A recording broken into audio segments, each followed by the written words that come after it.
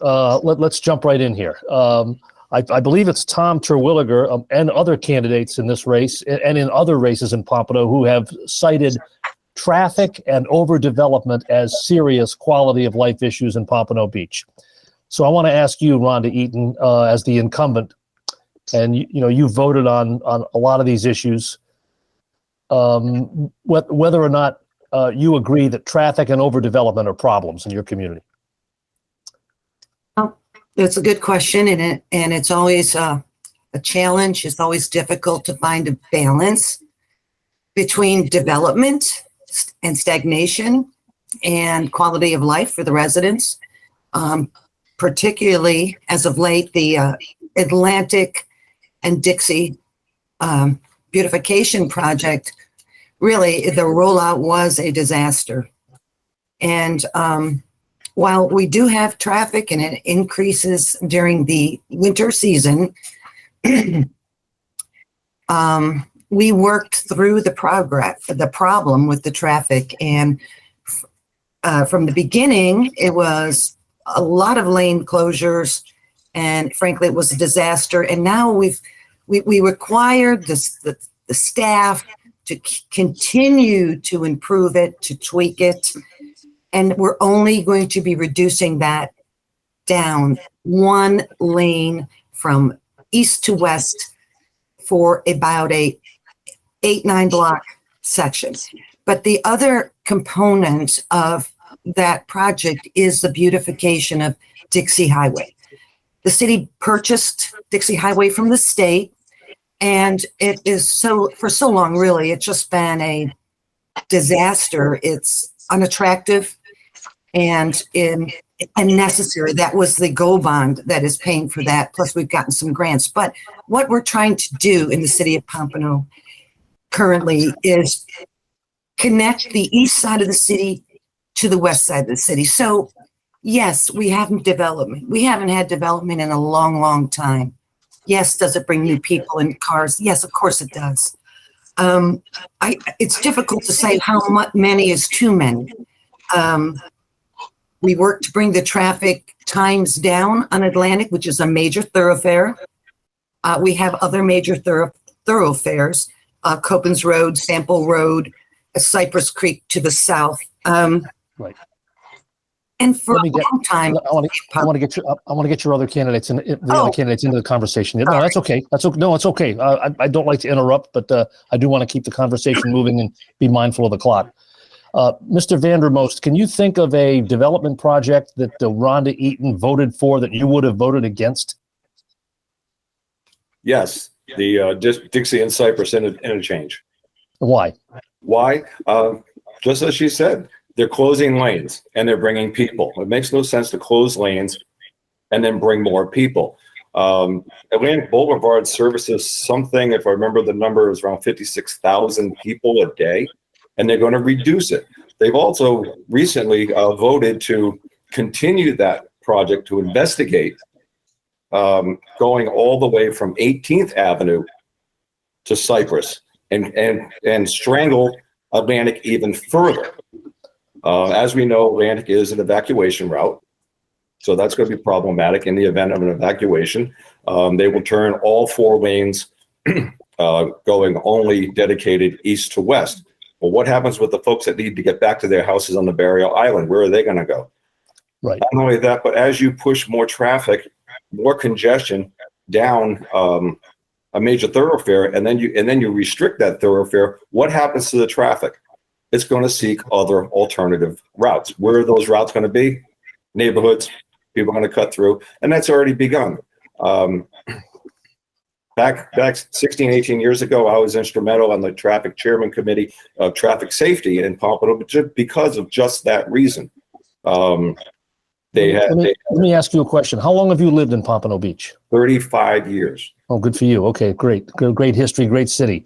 Is your quality of life, is the overall quality of life in Pompano Beach better today, or was it better when you first moved in? Well, I'm not the same guy that I was back then. I was 27 years old, and I had just moved from Rhode Island, a very cold area in the winter, to basically paradise. I moved to Pompano because it's a lot like the city of Warwick, if you're familiar with Warwick. There's a small town surrounded by the city of Providence, and you can get to Boston quickly. And so yes, I like the small town feel. Now, other things, yes, is better. We have within 3-mile radius of where I live, we've got Gillespie's, the golf course, the beach is right there, which is getting overbuilt, in my opinion. There's no longer available parking down there. It's difficult to park down there. So some aspects of life is better. Other aspects of life have gotten more challenging. And the more we grow, the more those problems are going to grow. Okay. Tom Terwilliger, you've been observing and participating in city government for a long time. Give us your thoughts on traffic and overdevelopment and the quality of life in Pompano. Well, I'll start with the overdevelopment. The problem is that we have a limited amount of land in Pompano. And to build these new buildings, we've been taking land that could have been used for green spaces and or for low-cost housing. We have the city commission has chosen to focus on building expensive high-rise buildings according to the city, affordable housing in Pompano should cost $350,000 per unit. Our problem is that they're bringing in all of the millennials and all of the retirees that are buying $1 million units. And the problem is we have no place left for the people that are going to provide the services for all the people in Pompano. We are gentrifying Pompano. We're driving out the working poor and their families. As far as traffic, without a doubt, we have the issue at Atlantic and Dixie. But what nobody talks about is that that's driving, and I will agree with what David said, it's driving traffic into the residential areas, but it's also driving the traffic, and it's part of the intent, and it's been stated so by the city, to drive the traffic from Atlantic down to Copans, which is back into my district. And I can tell you what, the people there, we don't want any more cut-through traffic coming into the neighborhoods. The problems that comes by the schools, it comes by the residential neighborhoods, all they're going to do is take a fixed amount of traffic, take some of it off Atlantic, but then they're going to push it back into our neighborhoods, which is just going to cause congestion and other problems. Steve, we couldn't hear you, sir. Sorry about that. Sorry. Rhonda, I want to follow up with you on something that Tom Terwilliger has said and something other candidates in other races have said. It's a recurring theme, and I'll summarize it this way. The city is letting developers off too easily. As explained to us, a developer who wants to build condos, apartments, homes can in effect buy their way out of any affordable housing responsibility by writing a check. And this over time makes the affordable housing shortage worse. What do you say to that? Yes, it is unfortunate that some of the developments do buy out, but that is the process that's been in place. I'm really thankful at the county's position for flex residential units, where they're incentivizing developers to build projects that are mixed income levels, which in my opinion is the best scenario for subsidized housing, rather than a project be all subsidized housing, which can present problems by creating a island of poverty. And that is something that is very much in the forefront on my mind. I referenced a publication by HUD that helps create sustainable subsidized housing. Just because I know I'm getting in the weeds, sorry. No, that's right. But let me ask you this. Let me ask you if Tom Terwilliger is right that in gentrifying Pompano Beach, you're driving working class people out of the community. No, I do not believe we are gentrifying Pompano Beach. We are providing opportunities with jobs, with job opportunities, income producing development, and smart growth, so that people can prosper in place. This is what we're not gentrifying. We're not moving people out. We're not using eminent domain. These are areas of the city that have laid fallow for decades upon decades. And now we're coming in there trying to reinvent something that has been lost, not by me, but over the years in decline with the ups and downs of the economy. And it's a well thought out plan, and it's meant to allow people to prosper in place economically and quality of life wise. So we have more affordable housing in the city of Pompano Beach than any other city in Broward. I'm very proud of that.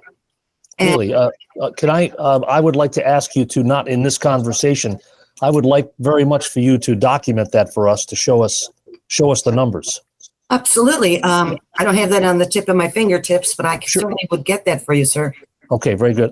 David Vandermost, you may have 10 reasons, 20 reasons why you think you'd be a better commissioner than Rhonda Eaton, but I'd like you to make a compelling case right now.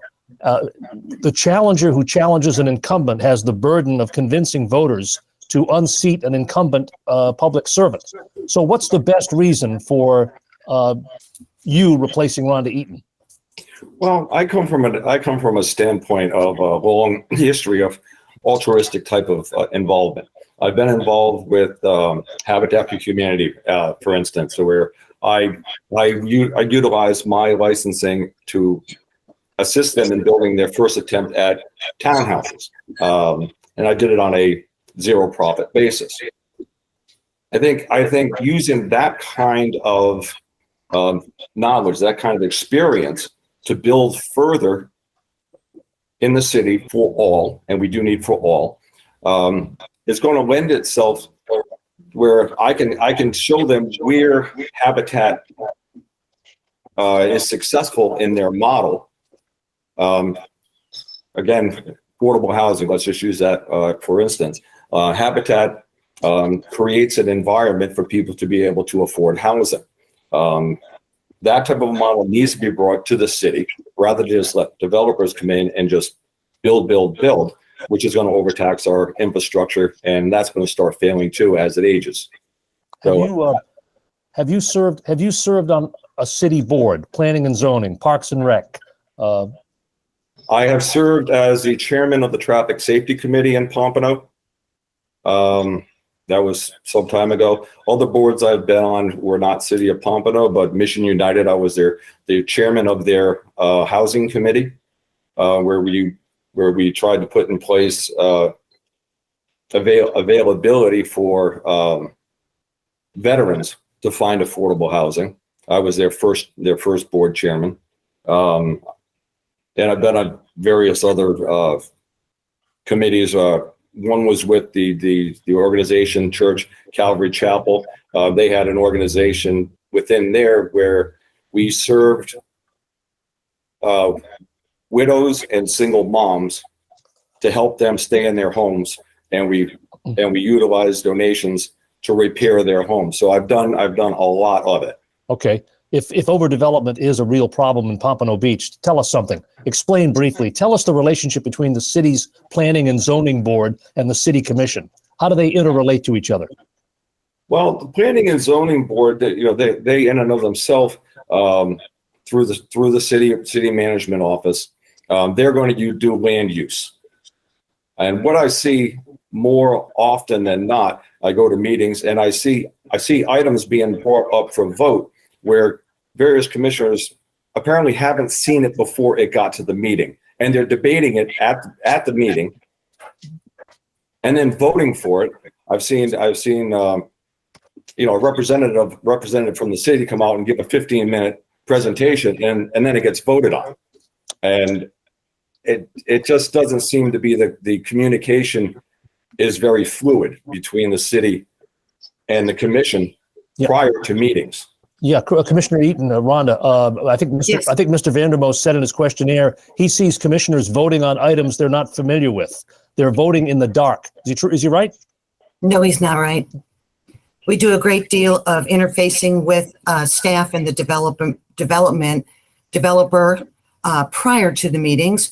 If a plan's in my district, they come to me first. They give me what their proposals are.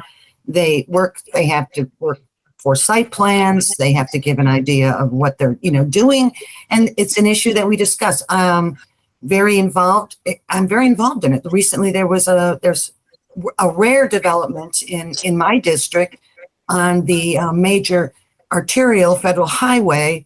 And I was very involved in working with the developer about protecting the neighborhood's airflow and sunshine. And they managed to orient their apartments, their buildings, so that they wouldn't be impacting directly through shadow, sun, or air. And they aligned it to coincide with the streets. And it was a simple request. I can read a plan, I can read a blueprint. And so, no, I interact. I know what's coming before it even gets there for quite a while. So there's a lot to it. And we also don't always take the recommendation of the planning and zoning board. That was my next question, whether or not, how often does the city commission, override a positive recommendation from P&Z? Does that happen? It happens from time to time. It does happen. Okay. I'm going to read a statement. I'm going to switch to Tom Terwilliger, and I'm going to read the first sentence of his questionnaire. The questionnaires are all detailed. It's your opportunity to say what's really on your mind. We will put these questionnaires online at some point. And Tom Terwilliger said, and I quote, "In my opinion, Pompano Beach, Florida is the most corrupt, wasteful, and racist city in Broward County. Period." So, that is a strong statement. And Mr. Terwilliger, I'm going to ask you right now to document and to back up that assertion. Okay, we'll start with the fact that we're talking about corruption, and I look at financial corruption. The city is spending money that it doesn't have. Unlike the federal government that can just print money, the city of Pompano, when they need money, they just go borrow it. And so they borrow it sometimes in ways which are not structurally the way it's supposed to be. Let's take a look at our fine parking garage down at the beach. We built a parking garage down there. FAU had built one very similar to it before this, 1,000 cars, $11 million. We built a 650 car garage for $24 million. But this commission didn't want to go to the people to get the authorization to spend the money. So they went backdoor, did private financing, got 30-year notes on this. The GEO bond, which passed by a very narrow margin, is $181 million plus about $140 million interest. What happens to that? They're building projects that are life expectancy of 7.5 to 20 years, but there's 30-year notes out there. Who's going to pay for that? The commissioners do not face the reality that if you got a 7.5-year-old building, it should be paid over 7.5 years, not 30 years old. Our children are going to be stuck with all this debt. It's corrupt. It's wrong that our commissioners are putting this debt on the back of our children and grandchildren. And as far as race, I'm sorry, go ahead, continue. Sorry. As far as racism, all you have to do is, we did have a commissioner recently who did have an issue with the City of Fort Lauderdale Police Department, but to be very honest, Miss Eaton and the mayor were not appropriately poised to deal with the situation. In fact, it was a situation that a majority of the Black community felt very uncomfortable with the way that the mayor and Miss Eaton treated their Commissioner Perkins. Yes, let me switch to Rhonda Eaton. We're very familiar with and have reported on the situation with Beverly Perkins, who had I would say, a verbal altercation with a Fort Lauderdale police officer. She was not charged. But subsequent to that, and please clarify anything here that I've said that's not quite right, Rhonda. Subsequent to that, Mayor Rex Harden proposed stripping Ms. Perkins of her title as vice mayor. Did you support that effort? No, I did not. Why not?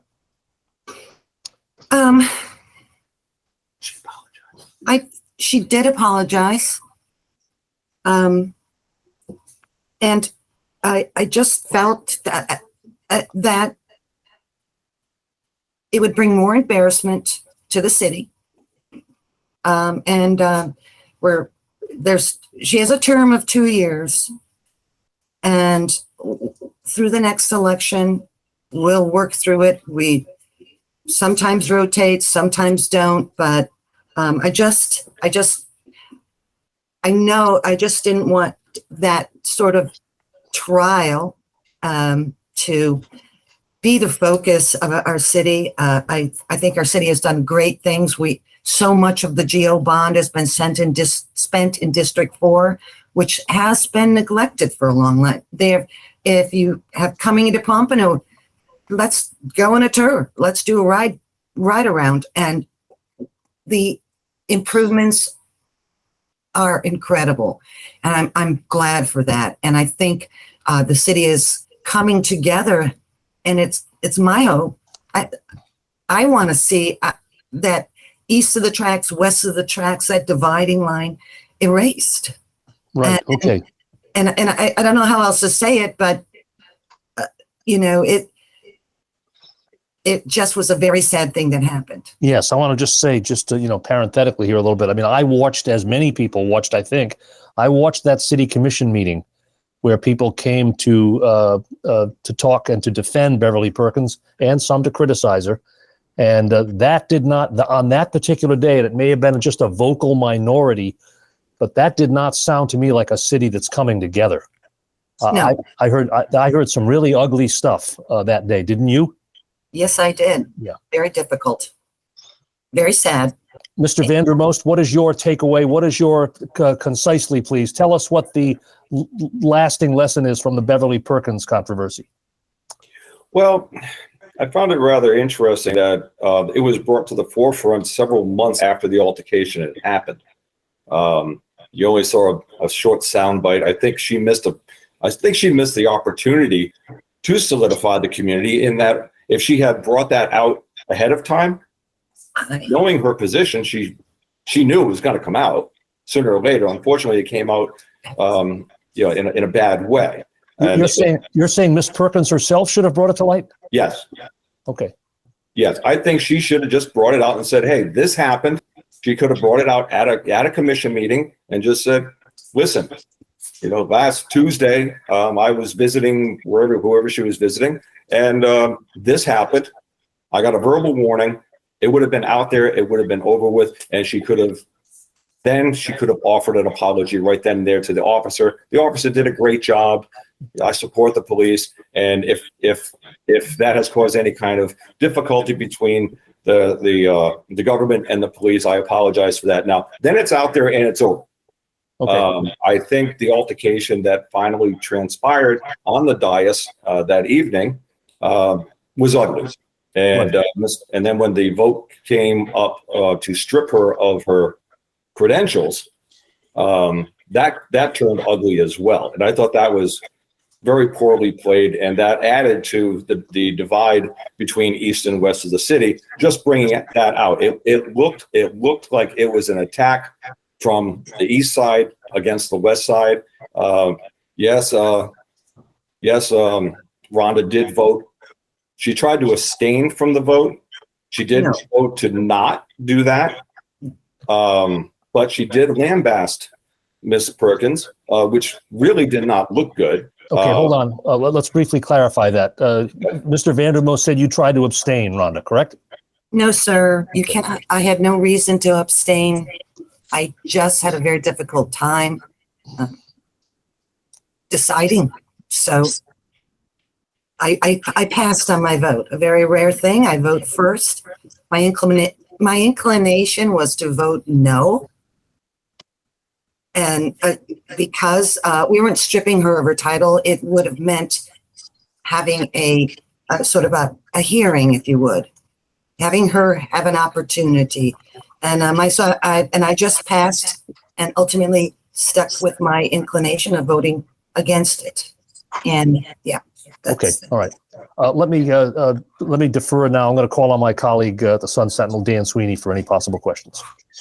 Hey, speaking of police, Rhonda, when we asked in the questionnaire the top three issues, you mentioned public safety as the first one. And crime was also mentioned by Mr. Vandermost. So I wanted to ask all three of you, how do you feel the Broward Sheriff's Office is doing as a law enforcement agency covering Pompano Beach. Ms. Eaton, I'll start with you and work down the line. Okay, thanks. Well, Major Atkins has been always open to interacting with me. I brought him many times issues where residents have come to me and saying, oh my goodness, this house over here looks like a drive-through restaurant at 2:00 in the morning. They bring these things to me. It's true. And I bring them to Major Atkins and his lieutenants, and they help me with my neighborhood. They've made some significant arrests and confiscations of guns and drugs. And it has been working for Pompano Beach. I support BSO. The deputies, they have a hard job. It is a considerable amount of our budget, but public safety is the most important thing, and it's the most important responsibility we have to our residents. So with me pushing for street lights in my district, and in street lights in my district in areas that have never had any light, SEPTED, crime prevention through environmental design, bringing the lights in, illuminating our streets helps reduce crime. Okay. Yes, sir. BSO has been very responsive to me, and I think they're doing a good job here in Pompano. Okay. Mr. Terwilliger, what do you think? BSO doing a good job in Pompano? Or, I mean, I know it hasn't been talked about for a while, but would the city be better off with a dedicated Pompano Police Department? I have for the last 10 years been promoting a dedicated Pompano Police Department based upon community policing. I have, over the years, especially when real estate has been down, encouraged the fact that we start to look at bringing a new young force in. However, we give them an incentive. Right now, it's just economics. Probably 80% of the gentlemen and ladies that are servicing in Pompano BSO do not live in the area. They drive their cars to Plantation, to Boca, to wherever they live. Based on a real rough analysis, it's about $10,000 a year for wear and tear and gasoline on those vehicles. Over a 10-year period, we could save $100,000 by just keeping those cars in Pompano. I would propose a community police department with young police department where we give them a $100,000 signing bonus to go against buying one of the blighted homes that we have here in Pompano. Let them work it off over 10 years. Over 10 years, it's forgiven. And we keep people that we have officers on the street interfacing with the local kids, interfacing with the neighborhoods. And there's police cars parked in the neighborhoods where the officers are many times helping reduce crime there. Boy, Tom, you describe yourself, I think, as a fiscal conservative. The startup costs for a community police department are staggeringly high. You agree? Well, I also agree that we have done a report the report's about now 15 years old, but actually we own our own police department, the physical building. And actually, because of the obsolescence of police cars and police radios and so on, over a period of time, it would not be a major expense.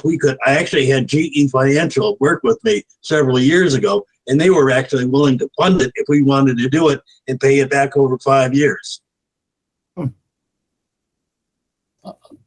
Dan, I didn't want to jump in on your line of questioning. Okay to proceed? Well, I wanted Mr. Vandermost to answer the question as well, but please do continue. No, go ahead. As long as he has a chance. Go ahead. I'm going to let Mr. Vandermost go first. Go ahead. Yes. Well, I was obviously living here when we did have our own police force, and response time was extremely good. I believe back then it was 3 to 7 minutes was the average response time. Now you can call BSO, and depending upon where the most available officer is, he could be in Plantation, he could be in Pembroke Pines. You don't know where he's coming from because they're all over the county. I don't think that's very efficient. Also, when we did have our own police department, you knew the officers. You knew them. You knew them by name. I used to play baseball with a couple of the Pompano police officers back in the day. Now you don't know anybody. So you're not getting the same officer all the time. So I think that builds a divide. I'm going to use the word intimacy between the people and the police, that has dissolved. So you don't know who you're getting and you don't know when they're going to get there. It makes it a little bit more difficult. I believe that our officers should live within our community. I don't know about handing $100,000 grant to them. That might be difficult. Where's that money going to come from? But perhaps we could work with some lending institutions and finance officers, to purchase homes that they have to stay in the community and give it to them basically on a model like Habitat for Humanity, where they're getting loans at 0%. People buying homes from Habitat, and I'll use this as an example. The model is they get two loans. One is based on what they can afford, and another is a soft second that sits there through perpetuity until it's paid off. So we could build a community of single family homes, residences that first responders, not just the police, but first responders, teachers, all would live in this community, get it financed extremely affordable. Okay. And then they will stay in that home throughout their career. Okay, Rhonda, as you mentioned, you're a big proponent of what's known as CPTED. CPTED is an acronym for Crime Prevention Through Environmental Design. Tell us because I have a follow-up, but tell us in one or two sentences, tell the uninitiated, what does that mean?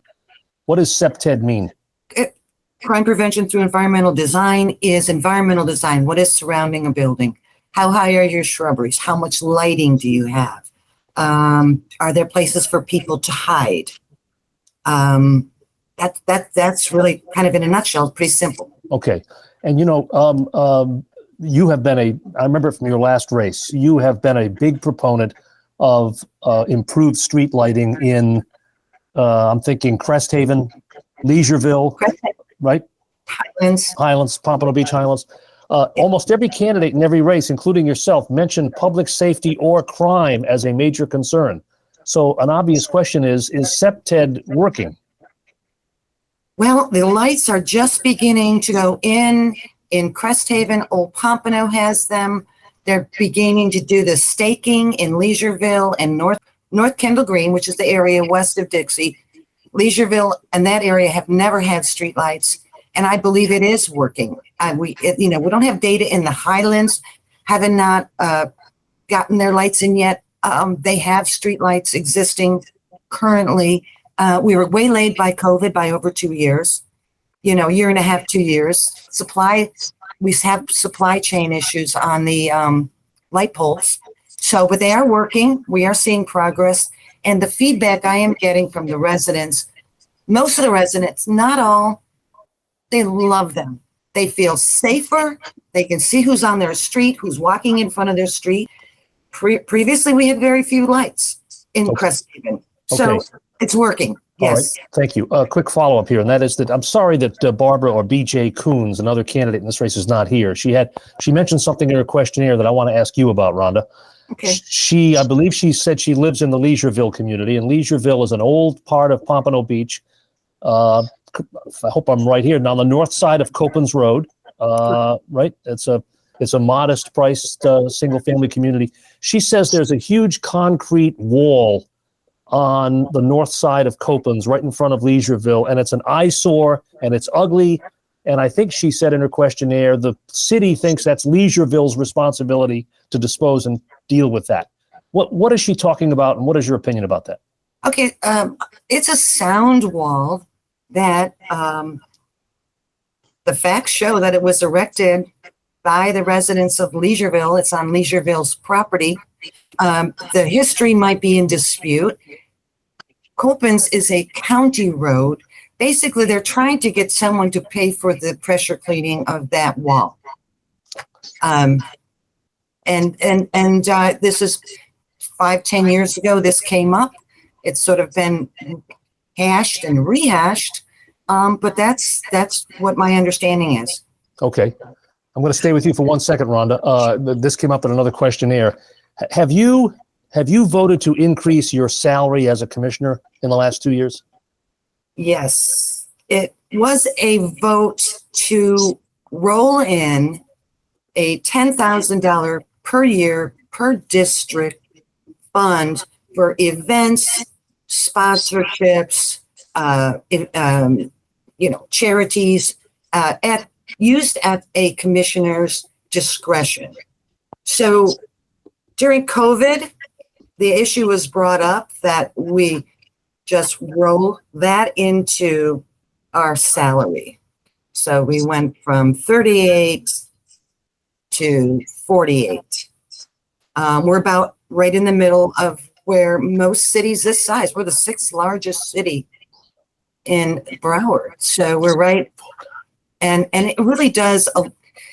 I still contribute to the charities and events, etc., raffles, tickets, supporting the different events, funding events, contributing to events. But it really allows me, I mean, I work full time anyway. Sure. Is that I'm not clear. Is that $10,000? Is that money? Does that money go into the commissioner's pockets, or is that distributed to the community? That went into the commissioner's salaries. Okay. It was a $10,000 fund that each commissioner had per year to use at our discretion. So we used to have to go through sort of awkward process, bring it before the commission. If you wanted to fund $250 or $500 for a family fun day, which normally commissioners do. So, I guess it's the honor system. I still contribute in many different ways throughout my district for different charities, funds, social gatherings, etc. Okay. So I don't feel like it's like, oh, it's my money. I have to help it. Understand. Tom Terwilliger, what is your opinion about that decision about that $10,000? Well, first of all, I think that $10,000 could have been used for other things. I have a problem with the way the charities are managed in Pompano. But if I could interject very quickly, I'd raised my hand earlier. Yes, sir. I happen to be on the board of directors of Leisureville. I live in Leisureville. I am very familiar with that wall. That wall is on an easement, just like FP&L's lines are on an easement. We've never paid a penny for that wall. The city does not want to claim ownership because then they have to maintain it. The county does not want to claim it because then they would have to maintain it. No one wants it because there's cost associated with it. But we have never put a penny into building that wall. We as a community could not have afforded. This wall is probably close to 1,000 feet long and about 10 feet tall. It would have been a small fortune. Our community never paid a penny for it because we didn't have it. So let me digress from there and go back to the issue that you had asked about. My position is that if we had this $10,000 sitting there, we could have easily just reallocated that money to have an assistant for the commissioners. Why did they need to take it in salary? Let's reallocate it for purposes that would benefit the community, not put it in the commissioner's pocket. To be very honest, this is supposed to be a part-time job. It's supposed to be a job of public service. It's not supposed to be a job where you expect to get a salary based upon other items. I have to say this, and I wouldn't say anything to you in print that we wouldn't say to your face. Commissioner Eaton, and I say this about you and your colleagues, I think it's more prudent that any sort of adjustment in salaries and benefits by commissioners not take place till after the next election, so it doesn't look like you're putting money into your own pocket. That's our opinion. It wasn't an initiative instigated by me. And I honestly, I mean, I really didn't support it. The entire issue with this $10,000 was because we were trying to control public funds being used for events. And we wanted to contain it to that amount of money, $10,000 per year per commission. And we weren't supposed to do any events with that money 6 months prior to. And we're talking about big events, right? We're talking about family fun days where the city would be participating and things like that. So it was difficult. Okay. But Understand. Okay. Tom Terwilliger, if you're elected on November 8th to the Pompano Beach City Commission, are you going to be supportive of making any changes with the city manager or the city attorney? Yes, sir. Tell us. I believe the current administration is, well, first of all, city manager has 3 assistants. How many major corporations do you know running a $350 million a year budget has 3 assistants that are also paid 6 figures or more? The value of the city manager is very de minimis. Our city attorney makes almost $400,000 a year. But again, the city manager, the city attorney does not work for the people. The citizens think they have a city attorney there that's going to watch out for them. And that's not the case. That city attorney only looks out for Rhonda and the other commissioners, does not watch out for the people. So if we're going to have a city attorney, that attorney should be there to represent the people, not to cover the behinds of the commissioners. Okay. So you're in favor of terminating or replacing the city manager? I would find alternates, yes. Mr. Vandermost, do you agree? Not necessarily. We're in the process. We're in a growth process right now. Things are happening all over the place. Is it good to change horses in the middle of a stream? Probably not. I would say that to take a good hard look at the performance. To go do a critical review of performance of the city manager, and then make a choice, going forward. But I think as we're growing and we have so many things on the table right now, I don't think to do a change of horse in the middle of the stream right now would be prudent. Okay. Rhonda, is it excessive in your opinion that there are 3 assistant city managers? No, absolutely not. Tell us why. Each city manager has sort of their own area of expertise. Suzette Sybil is a phenomenally brilliant accountant, professional, grants writer, and Earl Bosworth, a former county assistant city manager, handles a lot of the cultural element that attracts so many people to our city. Suzette keeps us fiscally sound. And so our finances have received many accolades over the years, and scrutiny, of course, but have passed with flying color. Brian Donovan has an incredible amount of expertise in zoning, planning, and land use.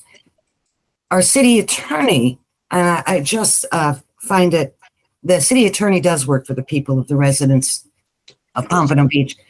The city attorney has crafted sober home ordinances. They have followed in the footsteps of the sober home capital of the world, which is Delray Beach.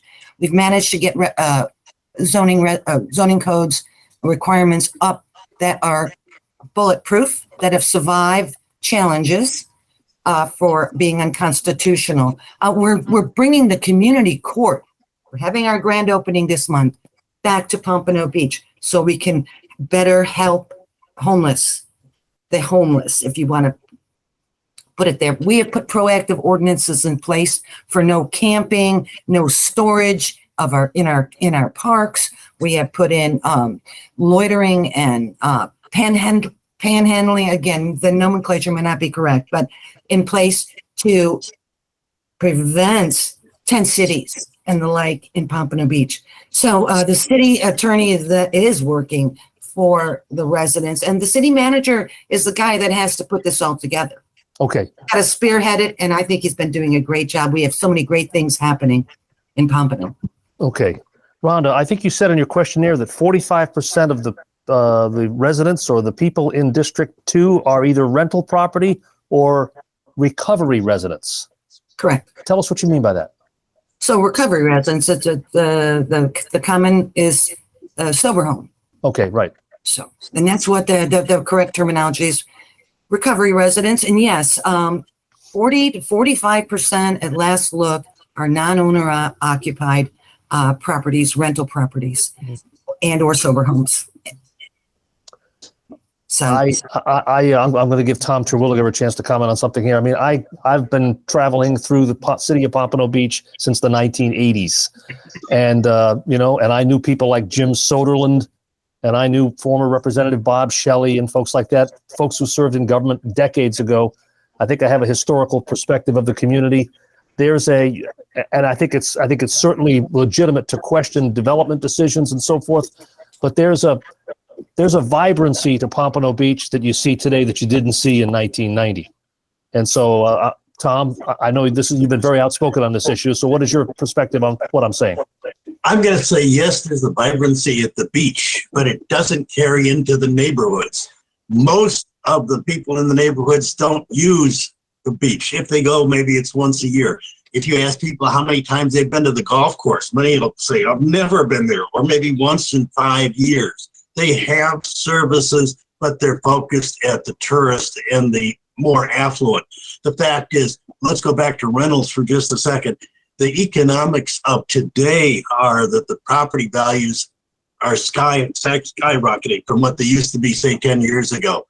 We had a lot of rental properties, yes, but the problem is now those speculators that bought these houses after the crash of 2009, 2010 are wanting to cash out, and they're selling them.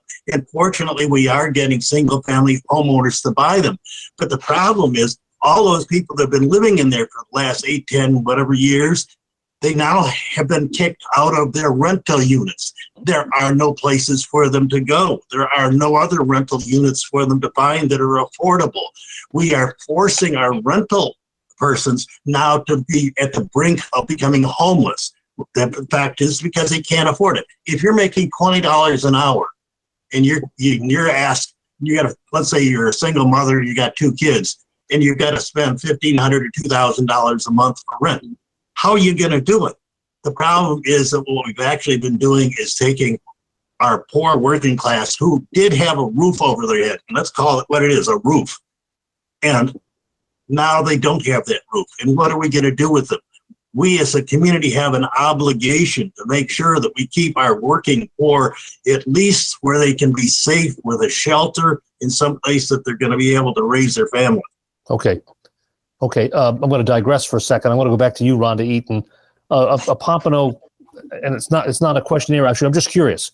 A Pompano institution, that long-standing old bowling alley on Federal Highway, just recently closed and went out of business. Am I right? yes, What's going to happen to that property? my understanding is that there is a group that wants to have it rezoned to be a satellite emergency room. Okay. More complex than a urgent care unit. I know the attorney. I actually spoke. It's not in my district, but I did actually speak to the attorney that's handling it. It's going through the process. It needs a special exception, from what I understand. Okay. And the owner just through COVID just decided he didn't want to be in the bowling alley business anymore. Right. Okay.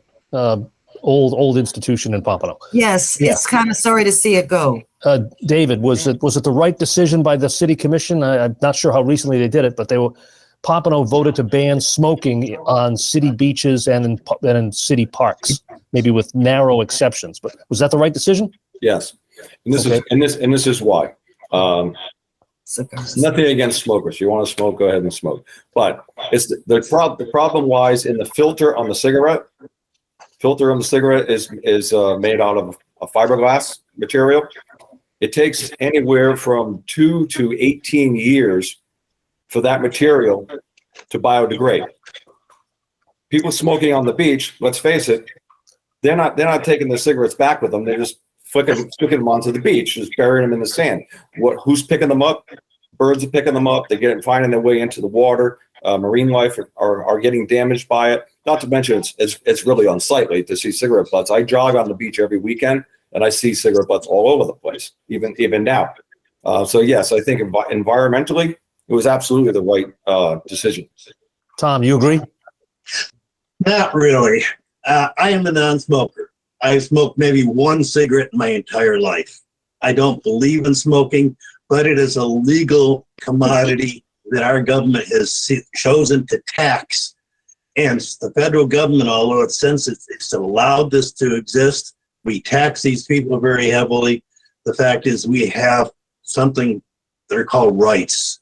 And the fact is, I don't want a smoker blowing their smoke in my face, but do they have a right to smoke in an outdoor area? I believe that right supersedes the fact that there might be some tobacco going into the sand. Yes, I think we have to protect civil liberties of people, even maybe if they're uncomfortable for ourselves. Very interesting. Okay, thanks for your candor there. Rhonda, let me just jump back to you and just ask you what David Vandermost said, however. If you pass the ordinance, and the ordinance I hope and I trust is being enforced by the city, I'd like to know who has the enforcement responsibility. Why are there still cigarette butts all up and down the beach? Because people don't always follow the law. Okay, yep. That's simply put. Is this BSO's responsibility? We have our park rangers, and our ambassadors that are working the beach. We have BSO officers. I haven't heard of them fining anyone, but it would be something that would be adjudicated in our community court. So it's a step to get people to be aware of the environment, to respect others in the area, kids, and littering. I mean, for as much as we can solve all the problems, and we work towards that. Okay. We've got to be mindful of the clock, and we have your District 3 comrades right behind you this morning. We haven't covered everything we wanted, but I think we covered a lot of ground here. I greatly appreciate all three of you and your participation today. Best of luck to all three of you. Thank you. Okay. Thank you very much. Thanks so much. Bye.